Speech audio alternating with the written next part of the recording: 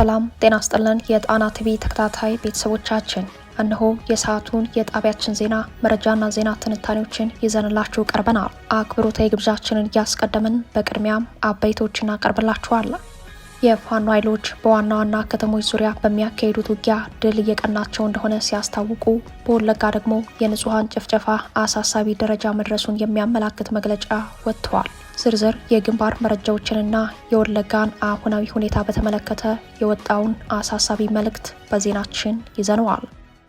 ከአፋድ ወሎ ጠቅላይ ግዛት እዝ የኮበለለው ግለሰብ አዲስ አበባ ላይ በሰጠው መግለጫ አፋድ ከጥር 2017 ጀምሮ ከአገዛዙ ጋር ተደራድሯል ሲል፣ አፋድ በበኩሉ ለአገዛዙ ዕለታዊ ውሸት ምላሼ አፈሙዝ ነው ብለዋል። የአፍሪካ ህብረትም በጉዳዩ ላይ አዲስ ማብራሪያ ሰጥቷል። አብራችሁን ስትዘልቁ ትሰሙታላችሁ። የአማራ ህዝብ ላይ የተከፈተው አካላዊና የኢኮኖሚ ጦርነት እንደቀጠለ ነው። በጎንደር መኪናው ከነጫነው ሰሊጥ ሙሉ በሙሉ ሲቃጠል ከ23 ሚሊዮን ብር በላይ የሚገመት ንብረት መውደሙም ተረጋግጧል። በጉዳዩ ላይ የህዝቡን አሁናዊ ምሬት ጨምሮ ስለተፈጸመው ወንጀል ዝርዝር መረጃ አሰናድተናል። ከምርጫ ቦርድ ህጋዊ ሰውነቱን ያጣውና 100 ሺህ የሚሻገሩ ታጣቂዎች ያሉት ህወሓት በሙሉ ኃይሉ ለመታገል መወሰኑን ዛሬ ባወጣው መግለጫ ላይ አስታውቋል። ህወሓት በሙሉ ኃይሌ እታገላለሁ ሲል ምን ማለቱ ነው የሚለውን ጨምሮ ለዚህ የሰጠውን ማብራሪያ በመረጃ ትንታኔያችን ቃኝተነዋል። እነዚህንና ሌሎችን ይዘናል። ወደ ዝርዝር መረጃዎች እናመራለን።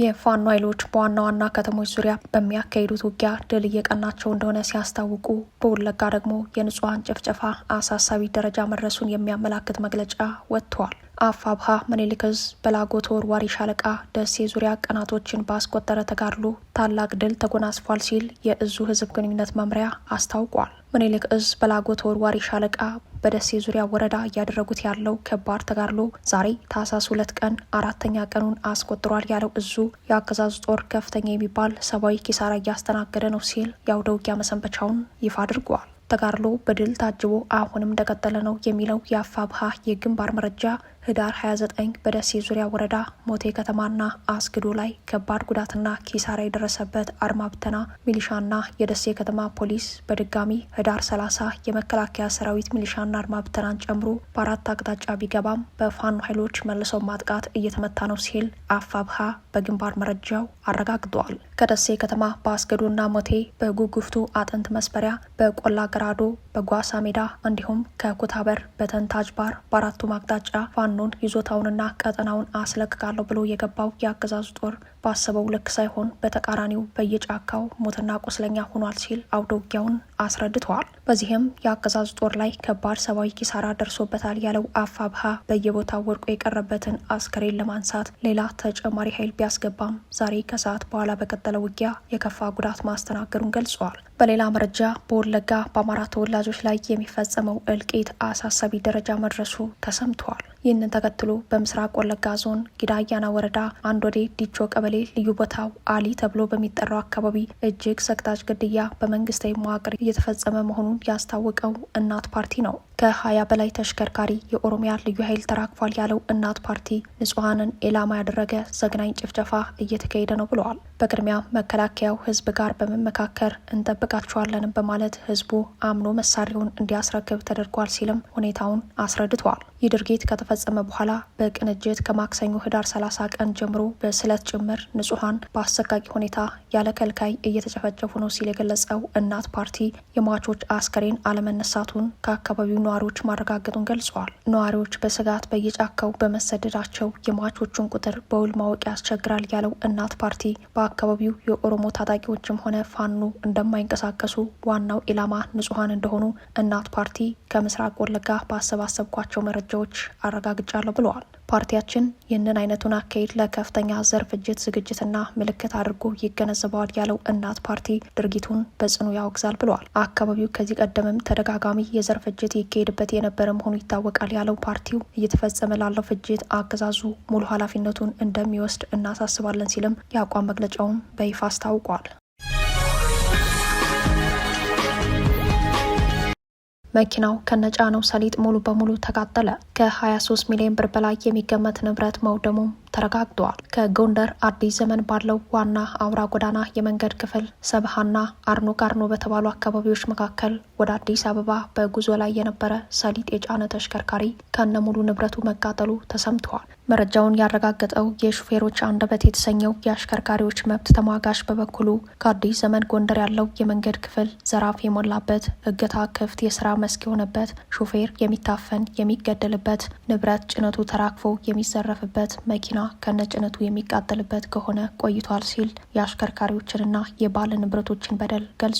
በዛሬው ዕለት ከነተሳቢው መውደሙ የተሰማው ሰሊጥ ንብረትነቱ የግለሰብ ሲሆን ባለሀብቱም የአማራ ተወላጅ መሆናቸው ተሰምተዋል። ለፍቶ አደር የሆኑ ግለሰብ ተሳቢ መኪናቸው ከነጫነው ሰሊጥ በእሳት ቃጠሎ መውደሙን ተከትሎ የወደመው ንብረት ሰሊጡ ብቻውን 8 ሚሊዮን ብር የሚገመት ሲሆን መኪናው 15 ሚሊዮን የሚገመት ዋጋ እንዳለው በድምሩ 23 ሚሊዮን ብር የሚደርስ ውድመት በግለሰቡ ሀብት ላይ መድረሱ ተሰምተዋል። አብዛኞቹ በሰሊጥ ንግድና የመኪና ኪራይ የሚተዳደሩ ነጋዴዎች ከባንክ ብድር ጋር በተያያዘ የሚሰሩ ሲሆን በአንድ ጀንበር ሙሉ ሀብት ንብረታቸውን ሲያጡ ለከፍተኛ ማህበራዊ መናጋትና የጤና ቀውስ እንደሚዳረጉ ይታወቃል። ከዚህ ቀደም በዚያው አካባቢ 6 ተሳቢዎች ከነጫኑት ሰሊጥ በዘራፊዎች እንዲቃጠሉ መደረጉን ተከትሎ የንብረቱ ባለቤት የሆኑ ሴት በድንጋጤ ህይወታቸው ማለፉ አይዘነጋም። አዲስ ዘመን መስመር ላይ 2 ጊዜ በተፈጸመው የንብረት ውድመት ተጎጂ የሆኑት የአማራ ተወላጆች መሆናቸው ታውቋል። በአካባቢው የፋኖ ኃይሎችና የአገዛዙ ጦር እንደሚንቀሳቀሱ ባለፉት 48 ሰዓታትም ውጊያዎች የተካሄዱበት አካባቢ ሲሆን የወንጀሉ ፈጻሚዎች ሌባና ዘራፊዎች ናቸው ቢባል ይህ ክስ ከፍተኛ ኪሳራ ላስተናገዱት ግለሰቦች ዋጋ ቢስ ነው። በተለይም በቀጠናው የሚንቀሳቀሱ የፋኖ ኃይሎች ለአማራ ህዝብ ለመታገል አንድ ህይወታቸውን ዋጋ ለመክፈል ለትግል እስከ ወጡ ድረስ ምሽግ ሆኖ ከሚያገለግላቸው የአማራ ህዝብ ልብ ውስጥ ለመቆየትና ዘላቂ ድል ለመብቃት መሰል ወንጀሎችን በሚፈጽሙ ዘራፊዎች ላይ የማያዳግም እርምጃ መውሰድ እንዳለባቸው ከህዝብ ተደጋጋሚ ጥሪ በመቅረብ ላይ ነው። አፋብሃ በላይ ዘለቀ እዝ በበኩሉ ከሰሞኑ ለ45 ቀናት የሚቆይ በማጥራትና ማብቃት ህልውናችን እናረጋግጣለን ያለውን ዘመቻ መጀመሩ ይታወሳል። ይህ ዘመቻ በተለያዩ የጎንደር ቀጠናዎች የተሰማሩ ዘራፊዎች ላይ እርምጃ የሚወሰድበት መሆኑን የገለጸው እዙ እርምጃውን ከዚህ መሰሉ ወንጀል ፈጻሚዎች ላይ ካልጀመረ ምሽግ የሆነው ህዝብ ጥያቄ እንደሚያነሳበት ይጠበቃል። የአካልና የኢኮኖሚ ጥቃት የተከፈተበት የአማራ ህዝብ በዚህ መሰሉ ወንጀል ህልውናው ይበልጥ እየጠፋ ቀጥሏል። ይህ ወንጀል በአገዛዙም ሆነ ዘራፊ በተባሉ ግለሰቦች ቢፈጸምም ጉዳቱ ለግለሰቦቹ ያውና ተመሳሳይ ነው። የፋኖ ኃይሎች በዘራፊ አጋችና ለወንጀል ዓላማ ነፍስ በሚያጠፉ ኃይሎች ላይ ቆራጥ እርምጃ ካልወሰዱ የድጋፍ መሰረታቸውን እንደሚያጡ ሊያውቁት ይገባል የሚሉ ምሬት ያዘሉ አስተያየቶች በመደመጥ ላይ ናቸው። የብልጽግናው አገዛዝ የምናባዊ ድርድር ፕሮፓጋንዳውን አጠናክሮ ቀጥሏል። ከአማራ ፋኖ ህዝባዊ ድርጅት አፋድ የኮበለሉ ግለሰቦችን ተጠቅሞ ድርድሩ ድርጅታዊ እንደነበር በመግለጽ ላይ ነው። በዛሬው ዕለት የአፋድ ወሎ ቤት አማራ ጠቅላይ ግዛት የፖለቲካ መምሪያ ኃላፊ የነበረው እያሱ አበራ ከ6 ተጨማሪ ግለሰቦች ጋር ሆኖ በአዲስ አበባ ከተማ በአገዛዙ ልሳናት በሰጠው መግለጫ ላይ ድርድሩ እንደ ድርጅት የተካሄደ ነው ሲል በሚከተለው መልኩ ገልጿል። ከድርጅት ሊቀመንበሩ ጀምሮ ሁሉም ስራ አስፈጻሚዎች የድርጅቱ ወይም የአማራ ፋኖ ህዝባዊ ድርጅት እውቅና በመስጠት ከዛሬ ዓመት 2017 ከጥቅምት ወር ጀምሮ ወደ ንግግር እና መሰረታዊ ጥያቄዎቻችን ምንድናቸው የሚለውን በመነጋገር የጋራ ከማድረግ አኳያ በሚመለከታቸውና ተወካዮችን በመስጠት ጥር ወር አካባቢው ላይ 2017 ማለት ነው የዓለም አቀፍ ተቋማት ወደኛ ቀጠና በመምጣት ንግግር በማድረግ እውቅና የተሰጠበት ሁኔታ ነው ያለው። እያሱ አበራ ይህንን ቢለም አፋድ በበኩሉ ከኦህዴድ ብልጽግናም ሆነ ከአማራ ክልል መንግስት ተብዬው የሙት መንፈስ ጋር በቀጥታም ሆነ በተዘዋዋሪ ተገናኝቶ ድርድር አድርጎ እንደማያውቅና ከአገዛዙ ጋር የሚገናኘው በጦር ሜዳ ላይ ብቻ መሆኑን ማስታወቁ ይታወሳል። የድርጅቱ ሊቀመንበር አርበኛ እስክንድር ነጋ በበኩሉ ከብልጽግናው አገዛዝ ጋር የተካሄደ ድርድር እንደሌለ እንዲህ ሲል አስረድቷል። በአማራ ክልል መንግስትና በአማራ ፋኖ ህዝባዊ ድርጅት መካከል የዘላቂ ሰላም ስምምነት ተደረገ። በሁለቱ ወገኖች ስምምነት በአደራዳሪነት የአፍሪካ ህብረትና ኢጋድ ተሳትፈዋል ተብለው በሌሉበት የወጣው የአገዛዙ ዜና ፍጹም ውሸት መሆኑን ህዝብም ያለም አቀፉ ማህበረሰብም እንዲያቅልን እንወዳለን። በምናባዊ ዓለም ተደረገ በተባለው ድርድር ተገኝተዋል የተባሉት የአፍሪካ ህብረትና ኢጋድ አፋጣኝ ይፋዊ መግለጫ እንዲሰጡ አፋድ ጥሪ ማቅረቡን ተከትሎ የአፍሪካ ህብረት በበኩሉ በሰጠው ምላሽ ከግለሰቦች ጋር የተደረገ ስምምነትን የአፍሪካ ህብረት እንደ አንድ የሰላም ስልት እንደሚቆጥረው ማብራሪያ ሰጥቷል። የብልጽግናው አገዛዝ ከግለሰቦች ጋር ያደረገው ስምምነት በህብረቱ ዘንድ አንድ የሰላም ስልት ተደርጎ ይቆጠራል መባሉ አገዛዙ አፋድ እንደ ተቋም ያደረገው ስምምነት እንደሆነ ተደርጎ ፕሮፓጋንዳ እንዲሰራበት አስቻይ ሁኔታ እንደፈጠረለት ተመላክቷል። ከጥር 2017 ጀምሮ ተካሄደ የተባለውን ድርድር በተመለከተ አፋድ ከዚህ ቀደም በሰጠው ማብራሪያ ንግግሩ ከአፍሪካ ህብረት፣ ከኢጋድ፣ ከአውሮፓ ህብረትና ከአሜሪካ ኤምባሲ በሰብአዊ እርዳታ ጉዳዮች ላይ ያተኮረ ነበር ሲል ምላሽ መስጠቱ አይዘነጋም። እያሱ አበራ በበኩሉ የወቅቱ ንግግር የድርድር አካል ነው ሲል በዛሬው የግለሰብ መግለጫ ላይ ተናግሯል። በጉዳዩ ዙሪያ ከአፋድ ህዝብ ግንኙነት ክፍል ተጨማሪ ማብራሪያ የጠየቀው ጣቢያችን አገዛዙ በአፋድ ውስጥ የአመራርነት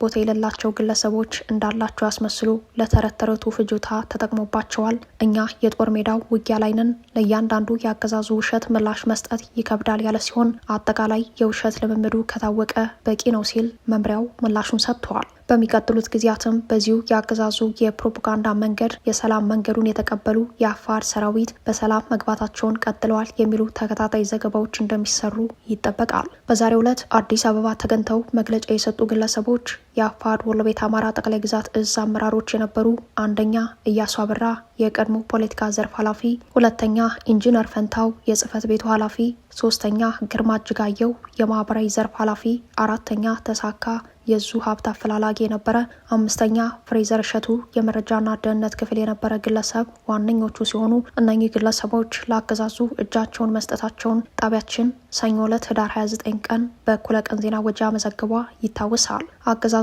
ከ4 ቀናት ቆይታ በኋላ በዛሬው ዕለት መረጃውን ይፋ አድርጎታል። ልጄ ያጠፋው ነገር የለም ሲሉ የቲክቶከር አዶናይ እናት የፍትህ ጥሪ አቀረቡ።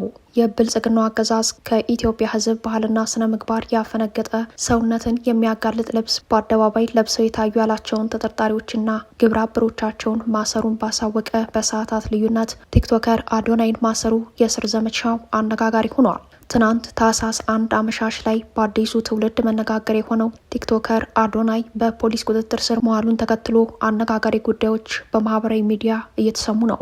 አዶናይ በቁጥጥር ስር መዋሉን ተከትሎ እናቱ ለቢቢሲ ትግረኛ በሰጡት ቃል ልጃቸውን ሙሉ በሙሉ ተከላክለዋል። እንዲሁም በአገዛዙ ላይ የፍትህ ጥያቄ አንስተዋል። ልጄ ያጠፋው ነገር የለም፣ ያሰረው መንግስት ሁኔታውን አጣርቶ እንዲለቀው እጠይቃለሁ ብለዋል። እናትየው አክለውም ልጃቸውን እንደሚያውቁትና ለሌሎች በጎ አድራጊ መሆኑን አስረድተው የራሱን ምቹ ህይወት ትቶ መጥቶ ሰዎችን የሚያግዝ እኔንም የሚያበረታታ ልጄ ነው ሲሉ ልጃቸውን የተከላከሉት እናት መንግስት ሁሉንም ነገር አጣርቶ ልጄን እንደሚለቀው አምናለሁ ሲሉ ተማጽኗቸውን አሰምተዋል። የፌዴራል ፖሊስ አዶናይ ብርሃነ ኃይለ ሚካኤል የተባለ ተጠርጣሪ ቲክቶከርን በቁጥጥር ስር አውዬ ምርመራ እያደረግኩ ነው ብሎ በይፋ ካሳወቀበት ሰዓት ጀምሮ በርካታ አስተያየቶች በመሰጠት ላይ ናቸው። በተለይም አዶናይ ሰግጥ ፈምስ በሚል አወዛጋቢ ቃሉ ማህበራዊ ንቅናቄ መፍጠሩና ትኩረት መሳቡ የአብይ አህመዱን ብልጽግና ምቾት የሰጠው አልሆነም። የቲክቶክ ሽልማት ፕሮግራም በተካሄደበት ዕለት የሚሊዮኖችን ቀልብ መሳቡ ትኩረት ማጣት የሚያማቸው የብልጽግናው መሪ በታዳጊው ልጅ ቅናት እንደያዛቸው የሚያምኑ ወገኖች የአዶናይ እስር የኢትዮጵያን ባህልና ስነ ምግባር ለመጠበቅ ያለመ ሳይሆን ፖለቲካዊ ነው ሲሉ አስተያየታቸውን በመስጠት ላይ ናቸው። አዶናይ በቁጥጥር ስር ከመዋሉ አስቀድሞ ማክሰኞ ህዳር 30 የፌዴራል ፖሊስ በቲክቶክ የሽልማት ስነ ስርዓት ላይ ከኢትዮጵያ ህዝብ ባህልና ስነ ምግባር ያፈነገጠ ሰውነትን የሚያጋልጥ ልብስ በአደባባይ ለብሰው የታዩት ያላቸውን ተጠርጣሪዎችና ግብረ አበሮቻቸውን ማሰሩን አስታውቆ ነበር። ሆኖም ግን አዶናይ ትናንት ምሽት የታሰረው ማክሰኞ በቁጥጥር ስር ከዋሉ 5 ተጠርጣሪዎች የወንጀል ጉዳይ ጋር በተያያዘ መሆኑ ጉዳዩ አነጋጋሪ አድርጎታል። ግለሰቡ በሽልማት ስነ ስርዓቱ በንግግር ይዘትም ሆነ በአለባበስ ደረጃ በወንጀል የሚያስጠይቅ ነገር አለማድረጉን የሚያስታውሱ ወገኖች አዶናይ ከአብይ አህመድ በላይ ትኩረት መሳቡ የብልጽግናው ሾተ ላይ እንደበላው በመከራከር ላይ ናቸው። አዶናይ በቲክቶክ ገጹ ላይ 3.9 ሚሊዮን ተከታዮች ያሉት ሲሆን አብይ አህመድ እንዲህ የሚሊዮኖችን ትኩረት የሚስቡ ሰዎች ለእርሳቸው ፖለቲካ ካልገበሩ በጠላትነት እንደሚፈርጇቸው የፖለቲካ አመራር ባህላቸው ስለመሆኑ የጉዳዩ ተከታታዮች እምነት ነው። ህወሓት በሙሉ ኃይሉ ለመታገል መወሰኑን አስታወቀ። ከምርጫ ቦርድ ህጋዊ ሰውነትን ያጣውና 100 ሺህ የሚሻገሩ ታጣቂዎች ያሉት ህወሓት በሙሉ ኃይሉ ለመታገል መወሰኑን ዛሬ በወጣው መግለጫ ላይ አስታውቋል። ጦረኛው ድርጅት ከፊል ወታደራዊ አመራሮችን ጨምሮ ከፍተኛ አመራሮቹ ሲያካሂዱት የሰነበተውን ስብሰባ ማጠናቀቁን ተከትሎ በድርጅቱ ማዕከላዊ ኮሚቴ ስም በዛሬው ዕለት በወጣው መግለጫ ላይ የፕሪቶሪያው የግጭት ማቆም ስምምነት አደጋ ላይ የወደቀው አደራዳሪ አካላትና ዓለም አቀፍ ህብረተሰብ በፌዴራል መንግስቱ ላይ ግፊት ባለማድረጋቸው የተነሳ ነው ሲል ወቅሰዋል። እንዲያም ሆኖ በፕሪቶሪያው ግጭት የማቆም ስምምነቱ አንኳር የተባለው ትጥቅ የመፍታት ሰራዊት የመበተንና ከማህበረሰቡ ጋር መልሶ የማዋሃድ ዲዲአር ስራዎች የተወሳሰበው በሁለቱ ኃይሎች የተቃርኖ ፍላጎት እንደሆነ ሂደቱን የተከታተሉ የጉዳዩ ታዛቢዎች ይናገራሉ። የፕሪቶሪያው ግጭት የማቆም ስምምነት የተካሄደው በሁለቱ ወገን ነው የሚሉት አስተያየት ሰጪዎች ክደቱን ሲያስረዱ 3 የተጨፈለቁ የስምምነቱን አንቀጾች ለማሳያነት ይጠቅሳሉ። አንደኛ፣ ህወሓት ፕሪቶሪያ ላይ ከፈረመው ባለ 15 አንቀጽ ሰነድ ውስጥ ሙሉ ለሙሉ ትጥቅ እንደሚፈታና ተዋጊዎቹ በሙሉ ወደ ተሃድሶ ማሰልጠኛ ካምፕ እንደሚገቡ በአንቀጽ 6 ላይ ዲዲአር ተብሎ የሰፈረው ክፍል በግልጽ ያትታል። ይህንን ስምምነት ተከታትሎ የማስፈጸም ሙሉ ኃላፊነት ከተጠያቂነት ጋር የተሰጠው ለፌዴራል መንግስቱና በአፍሪካ ህብረት በኩል አሸማጋይ ሆነው በቀረቡት ሰዎች ለተቋቋመው ታዛቢ ቡድን ቢሆንም ታዛቢ ቡድኑ በ4 ኪሎ ጥቅሻ ቢሮውን ዘግቶ የሚላክለትን ሪፖርት ብቻ በመገምገም ሲታቀብ፣ ኦህዴድ ብልጽግና ደግሞ አሰላለፍ ቀይሮ ድፍን ሀገሪቱን ወደ ማያባራ ግጭት ለመክተት የአማራ ልዩ ኃይልን ወደ መበተን እንደተሻገረ ያውሳሉ። ከዚያም አልፎ አማራን ትጥቅም ቀበቶም እናስፈታለን በሚል ይፋዊ ጦርነት በህዝብ ላይ የታወጀበትን መንገድ ይጠቅሳሉ። በሰሜን ኢትዮጵያ ሰላም ያሰፍናል ተብሎ የታሰበው ግጭት የማቆም ስምምነት የጦርነት ምክንያትና ቦታ ቀይሮ አማራን በአማራ እያጋደለ መቀጠሉንም ያነሳሉ። ህወሓት ትጥቅ መፍታት ቀርቶ ተጨማሪ ትጥቅ ከዓለም አቀፍ ኃይሎች ማግኘት የሚችልበት እድል የተፈጠረለት በአማራ ህዝብ ላይ ታቅዶ በተከፈተው የኦህዴድ ብልጽግና ጦርነት እንደሆነም ይሞግታሉ። ሁለተኛ፣ ትራንዚሽናል ሜዥርስ የሚለው የስምምነቱ ክፍል አንቀጽ 10 ላይ በትግራይ አዲስ የጊዜ አስተዳደር ይቋቋማል ይላል። መሬት የረገጠው እውነታ ያሳየን ግን የህወሓት ታጣቂ የጊዜያዊ አስተዳደሩ አካል እንዲሆን ተደርጎ በሺህ የሚቆጠሩ የኢትዮጵያ ወታደሮች ሰማዕትነት ደመከልብ መሆኑ ነው። ሶስተኛ፣ በፕሪቶሪያው ስምምነት ከጸጥታና ደህንነት ጉዳዮች ጋር በተያያዘ የመተማመን መልሶ ግንባታን በተመለከተ በአንቀጽ 7 ላይ ስለ ኮንፊደንስ ቢልዲንግ ሜዥርስ በግልጽ የተደነገገው የስምምነቱ ክፍል እንዲጣስ መደረጉን ታዛቢዎች ያነሳሉ። ከዚህ ስምምነት ውጪ ያውም ያለአንዳች አሳማኝ ምክንያት ትግራይ የነበረው የመከላከያ ሰራዊት ክልሉን ጥሎ በመውጣት አማራን መውጋት ተልዕኮ ላይ እንዲሰማራ መደረጉን የሚጠቅሱት ታዛቢዎች የፕሪቶሪያው ግጭት የማቆም ስምምነት የተጣሰው ሁለቱም ኃይሎች የአማራን ጥቅምና ህልውና የሚጎዳ ፍላጎት የያዙ መሆኑን ተከትሎ እንደሆነ በምክንያት ይሞግታሉ። የፕሪቶሪያው ስምምነት ከተፈረመ 3ኛ ዓመቱን በያዘበት በያዝነው ዓመት ህወሓትና ብልጽግና በሌላ ዙር ጦርነት ዋዜማ ላይ ስለመሆናቸውም በየጊዜው በሚወጣው መግለጫና በቀጠለው መካሰስ ላይ ተመላክተዋል። ህወሓት በዛሬው መግለጫው በሙሉ ኃይሉ ለመታገል መወሰኑን አስታውቋል። ለዚህ ምክንያት ብሎ ያቀረበውም የአማራ ህዝብ ታሪካዊ ርስት የሆኑ እነ ወልቃይት ጠገዴና ጠለምት አልተመለሱልኝም የሚል ነው። ይህንንም የትግራይ ህገ መንግስታዊ ሉዓላዊ ግዛት ሲል የፖለቲካ ሽፋን ሰጥቶ ታይቷል።